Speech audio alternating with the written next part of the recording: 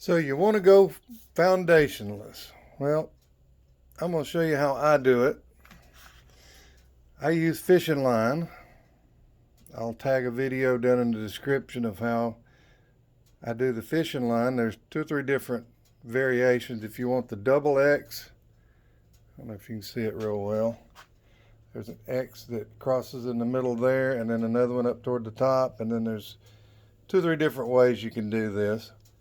But this is going to be an instructional video on basically how to get them started.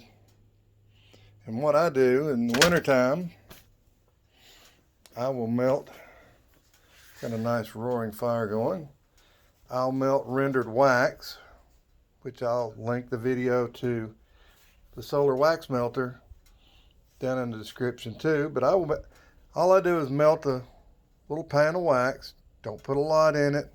Wear gloves, because that handle's going to be hot. That's why I've got this Walmart sugar bag here, so any wax that gets on the workbench will be on it. And guess where the bag goes next time I start a fire? It goes in. But get this nice rendered wax. All I'll do is just sit here, take the glove off. I don't know why I've still got it on. But just I got a paintbrush, and I'll just sit here and brush it on.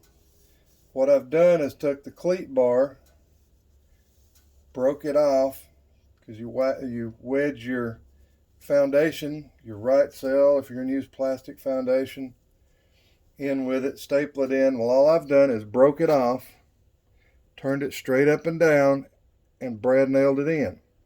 That gives you this nice little lip which the bees will start drawing the wax on. And to encourage them to draw wax on it, all I do is just paint it with a paintbrush on it. I put it all the way down on the frame, because bees are reusers of wax. They reuse propolis.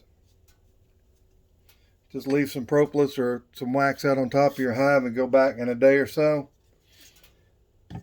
and see how the other hives, or maybe even the hive you took it off of, are there collecting it again. It's a simple process. The main thing is safety.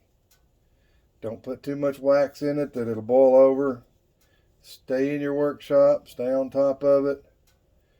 Do not whatsoever use those little camp stoves. Those little Coleman camp stoves. You are asking for a disaster. If the least case, getting burnt. The worst case, burning your house down.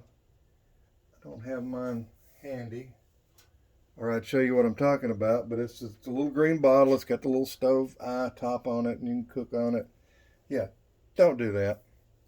That's my tip if you want to go foundationless. Get them started, get them done this winter.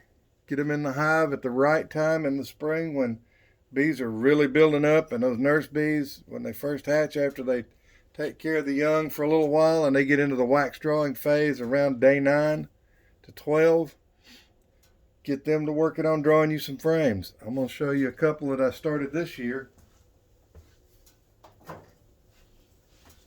just as an example. You can see the fishing line.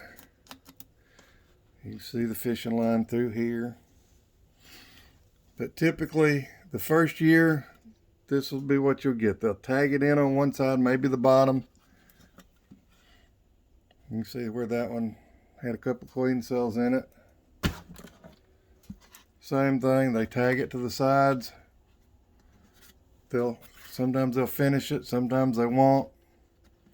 Sometimes I had one, I don't know what I did with it, had a communication hole right in the middle. But yep, right there's the, and I mean, they're pure wax and fishing line. When it's time to change out your wax, all you got to do is just take a knife, just cut down both sides, rake it off, leave what's on the cleat bar where they've already started it, and they'll jump right on it. No re-waxing. That's the tip. You guys have a great day. I got a bunch of frames to do. Share, videos if you like them. Give me a thumbs up. Thanks a lot.